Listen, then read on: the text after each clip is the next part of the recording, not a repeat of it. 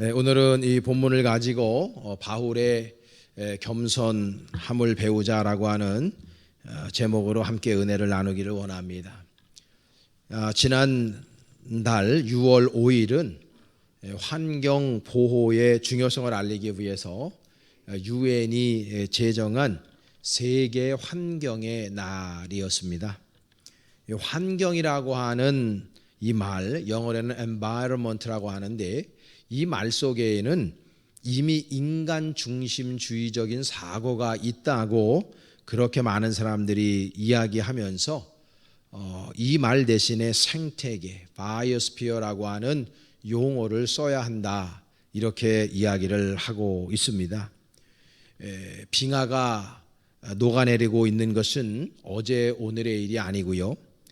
해수면이 그것 때문에 상승하고 있고, 엘니뇨 이런 것 때문에 잦은 폭염과 가뭄, 그리고 홍수라든지 토네이도, 그 다음에 세계를 위협하는 전염병, 그리고 식량 위기 등은 지금 지구촌에 살고 있는 우리들의 모든 생명을 위협하고 있다라는 것을 우리가 직시해야만 하는 것이죠. 작년 9월 달부터 시작해서 거의 6개월간 지속된 호주 대형 산불을 여러분들은 기억하시는지 모르겠습니다. 그 산불로 인해서 무려 12억 5천 마리의 야생동물이 죽었습니다. 남한 면적보다 훨씬 넓은 12만 킬로미터의 제곱킬로미터의 산림이 소진이 되었습니다. 이 산불로 인한 피해 및 복구 비용이 우리나라 돈으로 80조 원이 넘는다고 하는 거죠. 우리 인류는 그런 충격이 가시기도 전에 코로나19라는 초유의 전염병으로 거의 모든 삶의 모습이 바뀌어지고 있고, 한 번도 인류의 역사가 가보지 못한 그 역사의 어려운 길을 지금 걸어가고 있는 형국입니다. 이 같은 두려운 길이고, 그리고 모든 사람들을 경악하게 하는 이러한 코로나19의 사태가 우리들에게 주는 사인은 무엇일까? 우리가 한번 생각해 볼 필요가 있습니다. 이렇게 어찌 보면 보이지도 않는 작은 바이러스가 이토록 짧은 시간에 세상 사람들의 삶을 이토록 변화시킬 줄은 아무도 상상하지 못한 일입니다. 이 문제는 코로나19는 그 누구의 다른 어떤 피조물의 잘못이 아닌 우리 인간의 교만함 때문이라고 하는 것이 더 큰 문제인 것입니다. 1900년만 하더라도 인간이 사는 땅은 지구의 14% 정도 인구가 그렇게 점유하고 있었는데, 지금 120년이 지난 2020년 지금 현재 80%를 육박하고 있습니다. 이 개발로 인해서 동물 세계와 인간 세계를 구별하는 지대를 점이지대라 하는데, 그 점이지대가 사라져버리니까 동물 속에 기생하고 있던 바이러스가 인간에게로 넘어오게 된 것입니다. 우리가 그냥 알고 있는 모든 바이러스의 내용, 그 모든 바이러스는 다 동물들이 인간에게 옮긴 것입니다. 이 코로나19는 그래서 폭주를 거듭하던 우리 인간 문명에 대한 일종의 멈춤 신호라고 저는 생각을 합니다. 파국의 예고편이다 라고도 표현할 수 있겠습니다. 이 폭염과 미세먼지, 그리고 가뭄, 산불, 생물의 다양성을 파괴하는 것, 이것은 결국 우리 인류를 파괴하는 전조에 불과하다는 것을 우리가 직시해야 되는 것이죠. 내가 지금 이 땅에서 숨 쉬고 있으니까 나는 괜찮아 라고 하는 안일하고 이기적이고 자기중심적인 생각에서 우리는 벗어나서 우리들의 자손들에게, 또 그 자손의 자손들에게 이 아름다운 혹성인 지구별을 올곧게 물려줄 수 있기 위해서 우리 그리스도인들이 더 열심을 다해 자연보호에 앞장서야 된다고 저는 생각합니다. 인간의 활동이 지구 환경에 치명적인 영향을 미치기 시작했다는 의미에서 사람들은 이 시대를 인류세, 안트로포세네라고 부르고 있습니다. 우리가 주라기라고 하는 기자를 쓰는 것보다 그 기 안에 더 단위가 작은 것이 세라고 하는 것인데 지금 인류세다. 다시 말해서 우리 인류가, 우리 지구인들이, 이 사람들이 지구를 멸망시키고 있다라고 하는 의미에서 이 용어를 지금 쓰고 있는 것입니다. 지난주에 읽은 책 가운데에서 그 조엘 사토리라고 하는 사진작가가 쓴 포토 아크라고 하는 책을 봤는데, 저거는 주로 이제 이렇게 사진으로 찍은 그런 책이에요. 좀 비싸긴 해도 제가 저걸 지불하고 사서 쭉 보았습니다. 머지않아서 저 책에 보면 우리 곁을 떠날 차비를 하는 동물들의 영정사진이 줄줄이 걸려 있습니다. 제가 몇 개를 여러분들에게 지금 소개해주고 있는데, 저 책은 저 모든 동물들, 생물들의 눈에 초점을 맞춰서 사진을 찍었습니다. 너무나 저 책을 볼 때마다 가슴이 저려옵니다. 우리가 알고 있듯이 노아 방주는 그나마 살아 움직이는 동물들이 한 쌍씩 올라갔지만, 이 사토리가 쓴 이 찍은 이 책에는 사진들만 덩그러니 매달려 있습니다.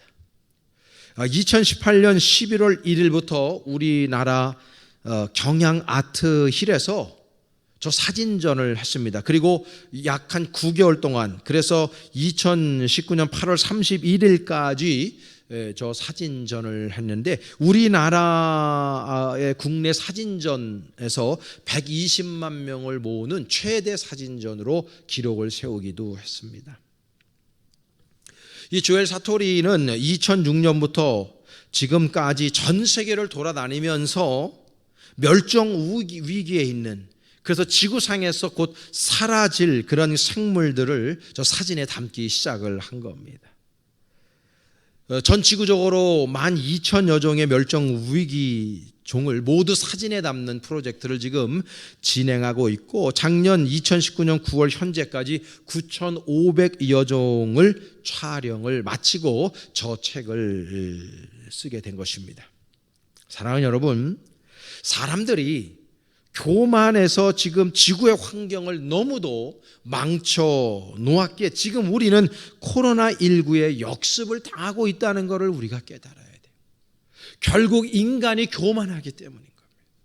인간이 자기 중심적으로만 생각해서 난개발을 하다 보니까 이 점이지대가 없어짐으로 말미암아 동물들과 인간이 함께 더불어 살 수밖에 없어요. 동물들의 지역이 있고 인간이 사는 지역이 있는데, 이게 겹치다 보니까 동물들이 가지고 있는 그 바이러스가 우리 인간에 옮겨 붙고 있는 것입니다. 그동안에 에볼라 바이러스라든지 메르스 바이러스, 다 그게 동물로부터 온 바이러스 아닙니까? 잠언서 16장 18절에 보면 교만은 패망의 선봉이요 거만함은 넘어짐의 앞잡이라고 표현해 주고 있습니다. 하나님이 제일 싫어하는 것이 무엇이냐? 교만입니다. 이 거짓과 교만은 사탄의 속성이기 때문입니다. 오늘 본문을 통해서 사도 바울의 우리는 겸손함을 배워야 합니다. 사도 바울은 지금으로부터 2000년 전에 살았던 사람입니다. 지금으로부터 2000년 전에 산 사람임에도 불구하고 그때는 전 지구적으로 문맹률이 거의 95%에 육박을 했습니다. 그 시대에 그는 거의 3개 국어를 구사할 줄 알았던 사람이었으니까 얼마나 대단한 사람입니까, 여러분? 지금 여기 앉아있는 여러분들 중에서도 3개 국어를 다 구사하는 분들이 거의 있지 않다고 저는 봅니다. 쉽지 않습니다, 지금 시대에도. 그런데 2000년 전에 그는 그렇게 똑똑한 사람이었습니다. 세계적인 인재였습니다. 그가 성서를 쓴 것을 보면 성서 신학자들이 모두 바울을 인용하지 않으면 안 되는 사람입니다. 풋노트에 다 바울을 인용해야 되고, 결국은 지금 있는 모든 신학자들은 바울을 연구하는 사람에 불과한 것입니다.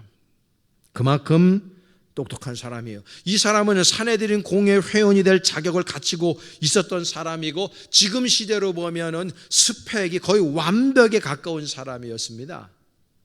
그랬던 사도 바울이 다메섹에서 부활하신 예수님을 전인격적으로 경험합니다. 그리고 나서 그곳에서 예수 그리스도에게 소명을 받자 바로 이방 선교에 대한 소명을 그가 받은 것입니다. 그리고 바울은 다메섹에서의 소명에 자신의 전 생애를 다 바치는 인생을 그가 살았던 것을 우리는 기억해 봅니다. 그는 그토록 위대한 사역자여 신학자가 될 수 있었던 많은 이유가 있었을 겁니다. 그는 지식도 가장 뛰어났고요. 그는 영성도 매우 강했어요. 그래서 그가 손 얹고 기도하는 사람마다 죽은 사람도 일으켰고 수많은 명자들이 사도 바울의 안수를 통해서 나음을 얻었던 것을 기억합니다. 그래서 그분은 성경상에서 보면은 예수님 다음으로 엄청나게 많은 기적과 이적을 행사했던 사람이라는 것을 우리 성경을 통해서 다 알고 있는 사실입니다. 수많은 사람들이 그의 복음을 듣고 얼마나 많은 사람들이 예수님 그리스도의 자녀가 되었습니까? 지금 전 유럽이 기독교 복음화됐던 가장 원초적인 이유는 바로 사도 바울이 그때 당시에 소아시아 지역인 그리스 터키 지역을 중심으로 해서 주님의 복음을 증거했기 때문에 지금 이 기독교가 전 세계에 확산이 되어 있다는 것을 부정할 수 없는 사실임을 우리가 기억해 봅니다. 그러나 바울을 진짜 바울되게 만들었던, 그분을 진짜 빛나게 만들었던 것은 그분의 기적도 아니었고 그분의 영성도 아니었고 그분의 똑똑함도 아니었고 그분의 흔히 말하는 스펙도 아니었다고 저는 생각합니다. 바울을 가장 위대하게 만들었던 것은 그가 그럼에도 불구하고 너무나 위대한 겸손함을 유지했던 사람이었기 때문이라고 저는 생각합니다. 여러분들 주변에 보세요. 똑똑한 사람 많아요. 근데 겸손하지 않은 사람 인정받지 못합니다. 아는 거 엄청나게 많아요. 굉장히 높은 스테이터스에 올라가 있습니다. 그런데 그 사람들이 일반 세인들에게 인정받지 못하는 이유는 교만하기 때문입니다. 겸손의 덕이 없기 때문인 것입니다. 그래서 다른 사람들의 인정을 못 받는 거예요. 그래, 너 똑똑한 거 알아. 너 많이 배운 거 알아. 너 학위 가지고 있는 거 알아. 너 부자인 거 알아. 근데 건방져. 근데 너 교만해. 그러니까 사람들이 그런 사람들을 인정하지 않는 거예요. 사도 바울도 얼마든지 스펙이 많았고 그 시대의 최고의 인재였습니다. 근데 그것 가지고 바울이 바울된 것이 아닌 것입니다. 그분에게는 겸손함이 있었어요.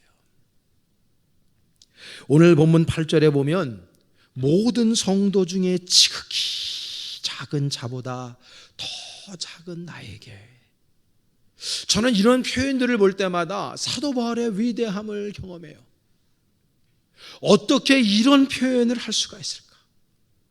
모든 성도 중에 지극히 작은 자보다 더 작은 나에게 주님이 은혜를 베풀어 주셨다고. 어떻게 이럴 수 있을까? 우리들에게 이러한 위대한 신앙의 선조가 계신 것이 얼마나 감사한지 몰라요. 조금 전에도 말씀을 나누었듯이 그는 인간적으로 교만할 수 있고 자랑할 수 있는 개인적 스펙을 다 가지고 있었어요. 성경 고린도후서 11장 22절 이하에 보면 그들이 히브리인이냐 나도 그러하며 그들이 이스라엘인이냐 나도 그러하며 그들이 아브라함의 후손이냐 나도 그러하며 그들이 그리스도의 일꾼이냐 정신없는 말을 하거니와 나는 더욱 그리하다.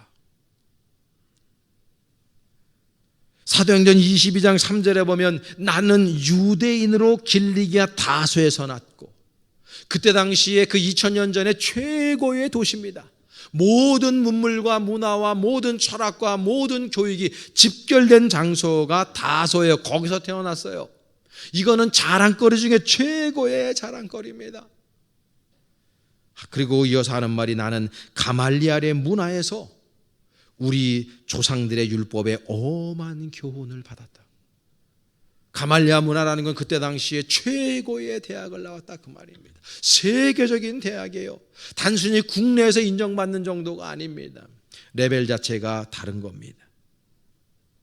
그러니까 그는 그 당시에 최고의 스펙을 가지고 있는 사람이에요. 그런데 바울은 다메섹에서의 그 예수 그리스도와의 인격적인 교제의 경험을 통해서 자기 자신을 오히려 낮추고 오히려 자신의 연약함을 드러내면서 내 연약함을 나는 자랑한다고.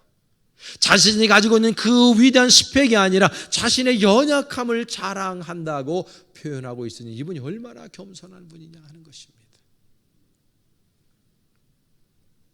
사랑하는 여러분, 은혜 받은 사람은 겸손합니다. 은혜를 못 받으니까 교만한 거예요. 성령으로 충만한 사람들이 겸손한 겁니다. 성령으로 충만하지 않으니까 교만한 거예요. 예수님을 인격적으로 만난 사람들이니까 성숙한 신앙인이 되고 그런 사람들이 인격적인 신앙인이 되는 거예요. 예수 그리스도를 인격적으로 만나지 못하니까 교만한 겁니다. 바울이 그 표본 아닙니까? 그분은 예수님을 전인격적으로 만났고 그분은 성령으로 충만했어요. 그러니까 그분이 겸손한 겁니다. 사랑하는 여러분, 예수님을 바울처럼 우리 모두가 전인격적으로 경험할 수 있기를 간절히 축원합니다. 여러분들이 다 겸손하신 분인데 더 겸손하시라고 이 말씀을 지금 증거하고 있습니다. 목사님은 내가 교만하다고 생각하시나 봐. 그래서 지금 저 나들으라고 하는 거지. 혹시 그렇게 듣고 있는 분은 오늘부로 빨리 회개하시고, 항상 설교를 하면은 꼭 교인들 중에 피드백이 그렇게 하는 거예요. 저거 나보고 설교하시는 거 아니야? 이렇게. 저는 누구를 표적을 향해서 설교해 본 적이 없습니다. 그러나 들을 게 있는 자는 듣게 되어져 있는 것이죠. 저는 우리 벌떼 교회 모든 교우들이 저부터 더 겸손하게 되기를 원하는 마음으로 지금 이 메시지를 들고 서 있습니다. 교만한 사람들의 특징은 어떻습니까? 남을 비판하고 정죄합니다. 야고보서 4장 11절에 보면 형제들아 서로 비방하지 말라고 바울이 이야기합니다. 누구나 다 단점이 있습니다. 누구나 다 모자람이 있습니다. 많이 배운 사람이나 못 배운 사람이나 많이 가지고 있는 사람이나 못 배운 사람이나 여러분 다 우리는 핸디캡이 있어요. 인간이기 때문에 우리는 다 핸디캡이 있어요. 모자라는 것이 있어요. 어떤 사람은 부지런한 사람이 있고 어떤 사람은 게으른 사람이 있습니다. 어떤 사람은 아주 깔끔한 사람이 있고 어떤 사람은 지저분한 사람이 있습니다. 어떤 사람은 말을 조신하게 하며 상대방의 입장을 생각하는 사람이 있고 그냥 생각나는 대로 말하는 사람들도 있습니다. 행동도 그렇고요. 우리는 모든 면에서 완벽한 사람이 아닙니다. 몇 가지씩 아니면 더 장점보다도 단점이 더 많은 사람일 수 있습니다. 그러나 바울이 말합니다. 형제들아 서로 비방하지 말아라. 제가 목회하면서 배운 진리 중에 하나는 교인들을 바라볼 때 저는 처음에 목회할 때에 한 3, 4년 동안은 교인들의 단점에 집중했습니다. 그래서 저 역시도 제 마음 안에 교인들을 굉장히 비방했어요. 저분은 왜 저러지? 저분은 왜 신앙이 저렇고 성격이 왜 저러지? 왜 저렇게 말하지? 이렇게 참 많이 생각하고 살았어요. 그런데 그것이 얼마나 큰 죄를 내 마음속에 하나님 앞에 짓고 있는지 제가 깨닫고 난 다음에 저는 그때부터 생각을 바꿔 먹었고 하나님께서 저에게 은혜를 주셨어요. 뭐라 그러시냐면 야 너는 온전하냐? 너는 완벽하냐? 하나님이 저한테 그러셨어요. 저를 보니까 너무나 핸디캡이 많은 사람이에요. 너무나 부족함이 많은 사람이에요. 그때부터 여러분들을 바라볼 때 저는 장점에 집중하는 그런 목회를 지금까지 해오고 있습니다. 여러분들도 상대방을 비방하지 말고 그 상대방의 장점에 포커스를 맞추면 다 칭찬받을 만한 사람들임이 보입니다. 여러분 다른 사람의 단점에 집중하지 마시고 장점에 집중하셔서 칭찬하는 인생 살아가시기를 축복합니다. 예수님이 마태복음 7장 1절에서 4절 산상수훈의 말씀에서 너무나 유명한 말씀 하시잖아요. 비판을 받지 아니하려고는 비판하지 말라. 너희가 비판하는 그 비판으로 너희가 비판을 받을 것이요 너희가 헤아리는 그 헤아림으로 너희도 헤아림을 받을 것이니라. 남의 눈 속에 있는 티끌을 보지 말고 너 눈 속에 있는 들보를 먼저 보고 너 눈 속에 있는 들보를 먼저 빼내고 난 다음에 다른 사람 눈 속에 있는 티끌을 지적하라고 예수님께서 말씀하시지 않았습니까? 교만한 사람들은 다른 사람들을 비방하고 비판하고 판단하는 죄를 늘 범합니다. 주님을 인격적으로 사도 바울처럼 만나지 못했기 때문입니다. 진정한 은혜를 받지 못한 것이고 성령의 충만함을 받지 못한 것이며 신앙의 인격이 아직 어린아이의 미숙아처럼 되어져 있기 때문입니다. 더 나아가서 교만한 사람들은 하나님 아버지 앞에 기도하지 않습니다. 기도하지 않는다는 것은 하나님과 상의하지 않는단 말이죠. 하나님 아버지의 말씀을 등한시하고 하나님의 말씀을 무시한다는 말이고, 기도보다 앞서서 무엇을 하려고 하는 신앙의 태도를 견지하는 사람들입니다. 사도 바울을 보세요. 절대 기도보다 앞서지 않았습니다. 절대 하나님 아버지의 말씀 앞에 자기 자신을 내려놓았지 하나님의 말씀과 하나님의 뜻 앞에 자기 자신을 주장하지 않았습니다. 그래서 그분이 위대한 신앙인이 된 거고 위대한 사도가 된 것입니다. 우리는 때로 신앙생활 하면서 얼마나 많은 우를 범합니까? 기도보다 앞서는 우를 말입니다. 우리 하나님 아버지 앞에 기도하고 하나님 아버지의 음성을 듣고 그분의 말씀을 쫓아서 우리가 그렇게 신앙생활을 해나가야 될 터인데, 우리는 하나님 앞에 기도하지 않고 내가 먼저 행합니다. 교만해서 그런 것입니다. 교만이라 그래서 어깨에 힘주고 목을 뻣뻣이 세우고 다른 사람을 눈 깔아보면서 그렇게 다니는 것만 교만이 아닙니다. 이 안에 있는 철저한 교만, 숨겨져 있는 교만이 더 무서운 것입니다. 하나님 아버지 앞에 기도하지 않고 하나님 아버지의 뜻을 받들지 않고 내 뜻을 주님 앞에 주장하는 것처럼 위험스러운 교만이 없다는 걸 우리가 기억해야 됩니다. 내 판단이 하나님의 판단보다 앞서서는 아니 됩니다. 하나님의 뜻이 어디 있는지를 기도를 통해서 우리는 올곧게 깨닫고 그 기도를 통해 깨달은 그 하나님의 말씀과 뜻을 내 생명을 다 바쳐서 이 땅에서 실행에 옮기는 사람들이 바울 같은 사람이고 겸손한 신앙인 줄로 믿습니다. 빌립보서에 보면 영혼 구원을 위해 복음을 증거하던 사도 바울과 실라가 감옥에 갇히는 사건을 사도행전 16장에 우리는 볼 수 있습니다. 엄청나게 죽을 만큼 매를 맞고 감옥에 갇혔습니다. 그러나 그들은 거기서 굴하지 않고 밤이 새도록 찬양하고 기도했다고 성경은 표현해 주고 있습니다. 그때 기적처럼 그네들을 묶고 있었던 모든 쇠고랑들이 다 풀어졌고 옥문이 다 열렸고 지진이 일어났다고 성경은 표현해 주고 있습니다. 그때 간수장은 자기를 죽이려고 그랬어요. 왜냐하면 죄수들이 도망가면 자신의 목숨값으로 갚아야 된다는 걸 알고 있었기 때문에 자살해 죽으려고 할 때에 사도 바울이 그렇게 하지 말아라, 우리가 여기에 있다 하고 그에게 말씀 복음을 증거해서 간수장의 온 식구들이 세례받고 예수님의 자녀가 되는 복을 누리는 것을 우리 사도행 16장 통해서 보게 됩니다.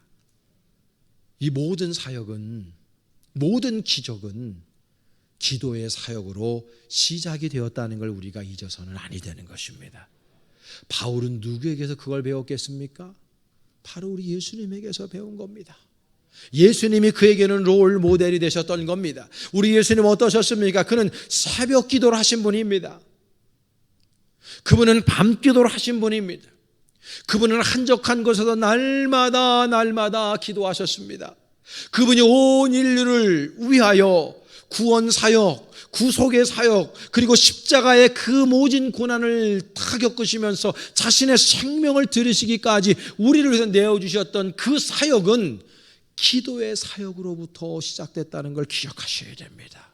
그 기도의 힘이 그로 하여금 우리에게 자신의 생명마저도 아낌없이 내어줄 수 있는 영적 파워를 허락했다는 걸 우리가 절대로 잊어서는 아니 되는 것입니다.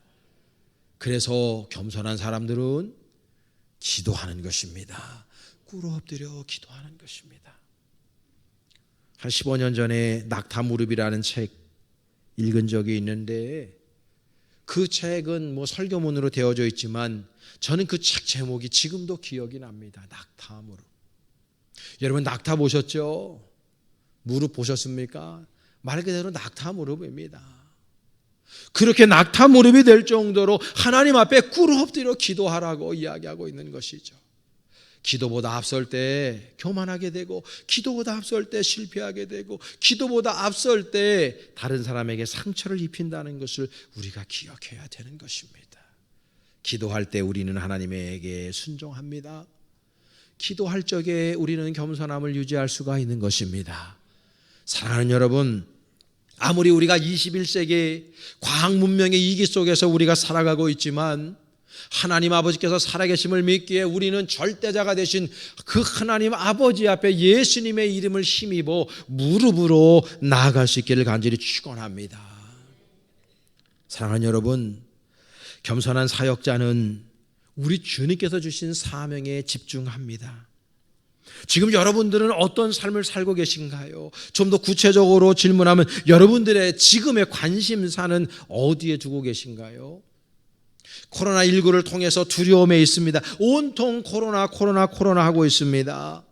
그것 때문에 우리의 생계가 위협을 당하는 사람들도 얼마나 많은지 알 수 없습니다. 그렇습니다. 우리는 불완전한 존재이기 때문에 코로나19도 신경 써야 되고 먹고 사는 문제, 삶의 생존의 문제 우리는 신경 써야 합니다. 그러나 그거보다 더 중요한 것이 바로 하나님께서 우리에게 맡겨주신 사명이라는 것을 여러분들이 잊어서는 아니 되는 것입니다. 우리 벌떡에 주신 만천의 비전의 사명을 우리는 한순간도 잊지 말아야 됩니다. 마태복음 28장 18절에서 20절에 보면 예수께서 나와 말씀하여 이르시되 하늘과 땅의 권세를 내게 주셨으니 그러므로 너희는 가서 모든 민족을 제자 삼아 아버지와 아들과 성령의 이름으로 세례를 베풀고 내가 너에게 분부한 모든 것을 가르쳐 지키게 하라. 볼지어다 세상 끝날까지 내와 항상 너희와 함께 있으리라 하시니라고 말씀하고 있습니다. The Great Commission. 지상 최대의 사명이고 지상 최대의 명령. 온 세상에 나가 주님을 전파하고 그 모든 사람들을 주님께 이끌어오는 제자 삼는 사역을 하라고 주님께서 우리에게 말씀하셨어요. 이것이 The Great Commission이에요. 그 어떤 것보다도 중요한 최대의 사명이 바로 영혼 구원의 사명이며 기도의 사명임을 저와 여러분들이 한순간도 잊지 않기를 간절히 원합니다. 그렇게 살 때 우리가 겸손한 겁니다. 사도 바울이 그래서 겸손한 겁니다. 그래서 그는 그의 인생의 포커스를 사명에 맞추고 살았기 때문에 다메섹에서 얻은 그 사명, 하나님과 우리 주님과 인격적인 교제를 통해서 얻은 그 사명, 그 영혼 구원의 사명에 집중하니까 자신의 외적인 스펙이 중요한 것이 아니라 자신의 연약함을 오히려 드러내면서 겸손함을 일평생 견지할 수 있었다는 것을 우리가 절대 잊어서는 아니 될 것입니다.